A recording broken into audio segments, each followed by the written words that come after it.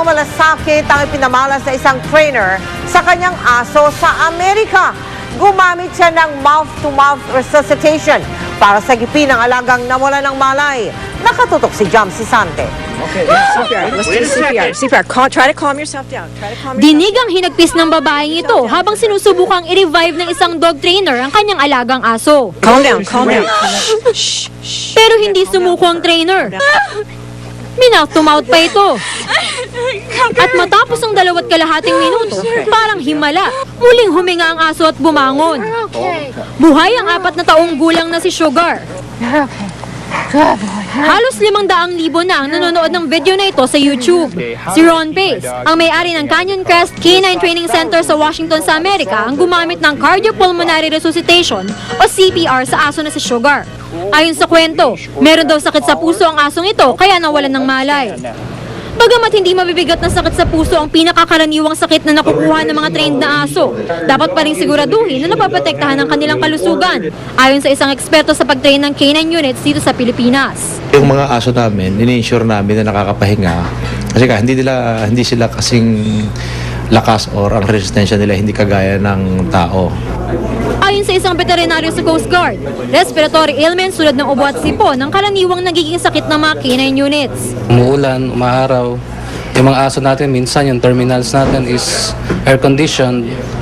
Then yung kennel area natin is non-air conditioned. So, exposure to the weather system, yan ang basic na dahilan kung bakit sila nagkakasakit. Kaya para iwas sa sakit ang inyong mga alaga, huwag daw masyadong pagurin sa training. Bigyan ng tamang pagkain, multivitamins at kung maaari, bakuna laban sa iba't ibang sakit. Dalhin din daw agad sa veterinaryo pag nakapansin ng mga karaniwang sintomas ng sakit sa aso tulad ng dry nose, pagmumuta at matamlay na pagkain. Dagdag payo pa ng eksperto. Maging sensitive tayo na huwag nating isipin na kaya natin na sagad-sagad trabaho tayong tao, kaya din ng aso. Para ding bata na regular dapat ang check-up niya sa mga doktor, sa ating mga vets, na huwag nang intaying magkasakit bago bigyan ng lunas. Good boy. You're okay, Sugar. You're okay. Jam Sisante, nakatutok, 24 oras. Tungkol sa aso pa rin, mula naman sa Beijing sa China, isang aso ay tila inampo na ang isang bagong silang na wolf at panther. Hindi alintana ng asong ito ang pagpapasuso sa dalawa kahit hindi niya ito kauri. Ayon sa isang zookeeper, hindi sapat ang gatas na inilalabas ng nanay ng wolf at ng panther. At mas mainam rin daw ang gatas ng aso para sa wolf at panther cubs kaysa bigyan sila ng gatas ng baka. Nasa Senado na ang bola matapos ma-impeach sa Kamara si Ombudsman Merceditas Gutierrez. Binubuo ngayon ang magiging proseso ng Senado bilang isang impeachment court. Nakatutok doon live, si Lia Manyala, Lia. Mel, hanggang bukas inaasahan ng Senado na matatanggap na nito ang articles of impeachment ni Ombudsman Merceditas Gutierrez. Pero kanina nga, sinimulan na nilang talakayin ang gagamitin nilang rules of procedure kapag umupo na sila bilang isang impeachment court. Halos pareho ang rules na gagamitin sa impeachment trial ni Ombudsman Gutierrez sa ginamit noong impeachment ni dating Pangulong Joseph Estrada. Ang bago lang, dahil hindi presidente ang lilitisin, ang Senate President lang ang tatayong presiding officer, hindi kagaya noon nakatuwang ng Senate President ang Supreme Court Chief Justice. Iminumungkahi rin na pagbawalang magpa-interview ang mga senator judge, house prosecutors, pribadong abogado, testigo at maging ang ombudsman sa media tungkol sa merits ng kaso habang nagpapatuloy pa ang impeachment trial. Media invites a senator judge or a prosecutor or a witness just outside of the hall and interviews them even during the trial or after the trial. Minsan yung post-mortem, mga ganun-ganun. So, it does not really send a good message. Pati ang paggamit ng Twitter, Facebook at ang pakikipag-chat nais ding ipagbawal. Pero tutol si Senador Alan Cayetano dito.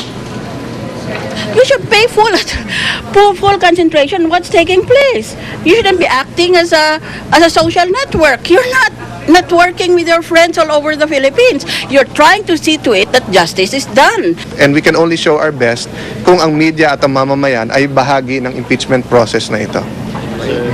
Dapat luwagan pa, hindi higpitan.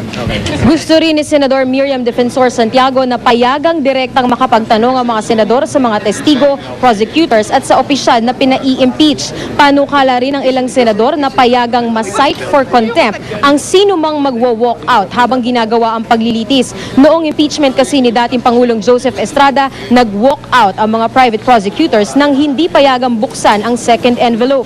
Iminumungkahi rin na sundin ang rules of evidence ng rules of court sa pag-a-admit ng mga ebidensya. Ibig sabihin, hindi pwedeng tanggapin ng impeachment court ang mga ebidensyang hindi kasama sa articles of impeachment. Oras na matanggap ng Senado ang articles of impeachment, padadalhan ng summon ng ombudsman para sagutin ang mga ito. Boto ng hindi bababa sa 2/3 o 16 na senator judge ang kailangan para maideklarang guilty ang nililitis. Tuluyan itong maaalis sa pwesto kung mapapatunayang guilty sa kahit isa lang na article of impeachment. Have to be acquitted in all. Kasi, pag may isang article, nakalagay din sa rules namin yun, no? Isang article na impeach ka na. Maaring magpaliwanag ang senador sa kanyang boto sa loob ng 2 minuto pero gusto ni Senador Cayetano na habaan pa ang oras na ito, bagay na pag-aaralan daw muna ng mga senador. Pasado alas 7 ngayong gabi ay nag-adjourn na ang sesyon ng Senado at bukas sa huling araw ng kanilang sesyon bago sila mag-break ay ina-expect na maa-adopt na ng Senado ang rules of procedure ng impeachment trial. Pagbalik nila sa May 9, inaasahan naman na mag-uumpisa na silang mag-convene bilang isang impeachment court. Sa proposed na schedule ni Senator Tito Soto, araw-araw ang gagawing impeachment trial, Lunes hanggang Huwebes, alas 2 hanggang alas 7 ng gabi ang trial. Kapag Miyerkules ay alas 3 naman ito magsisimula ng hapon. Pero linawin lang natin na ang lahat ng ating nabanggit na rules at maging ang schedule ng impeachment trial ay mga panukala pa lamang at bukas pa isa sa pinal ng mga senador. Mel? Maraming salamat sa iyo, Lia Manyalak. Si Mel Tiangco, ang inyong kapusong totoo. Ang iba't ibang tunog at ingay sa ating kapaligiran, yan ang nagbibigay kulay sa buhay nating ito. Naniniwala ang GMA Kapuso Foundation na ang bawat isa ay may karapatang makarinig at mapakinggan. Ang makarinig muli, yan po ang pag-asang hatid namin sa gitna ng ingay at saya noong araw ng Davao noong March 16. Paano kaya mabuhay sa mundong walang madinig? Ang mga batang ito, ilang taon nang namumuhay sa katahimikan. Maliban sa mga ngiti at senyas, hindi nila lubos maipahayag ang nararamdaman. Pero sa araw na ito, mabibigyan ng panibagong tunog ang kanilang kapaligiran. Ang GMA Kapuso Foundation, sa pakikipagtulungan ng Ledesma Audiological Center, ay naghandog sa kanila ng mga hearing aid. Ang pinakabagong hearing aid na digital hearing aid na pinoprogram po ng computer. Kaya mga bata po ito, magandang kinabukasan dahil sa tulong ng Kapuso Foundation. Naninibago sa simula, pero hindi maitago ang pananabik ng mga bata. Ang magkapatid na sina Irene at Efren, kapwa bingi at pipi, nung sila ay pinagbubuntis pa, malimit sumama ang loob ng ina dahil sa palagi ang pag-aaway nila ng kanyang mister. Kapag binubugbog nung asawa, yung buntis na asawa, during first 3 months old na pregnancy, yung first trimester na tinatawag, posible na maapektuhan yung development ng nerve sa hearing ng isang bata. Hirap man, pilit itinataguyod ni Nanay Baby ang mga anak. Hangad niyang matuto sina Irene at Efren sa kabila ng kanilang kapansanan. Ang hiling niyang makarinig ang mga anak, ating nabigyang katuparan. Kakaiba ang sigla na magkapatid sa kanilang pagpasok sa eskwela. Nag-start na po siya og pronounce sa mga letters. Ina-try yun niya nga ma-pronounce yun niya ang kada letters and yung sounds sa alphabet. Hindi pa man sila lubos na nakakabigkas, sa gabay ng mga nagmamahal sa kanila, madidinig na rin sina Irene at Efren. Daghan, gikaing salamat gyud sa GMA Kapuso Foundation. Ako kasabot sa kong gibati.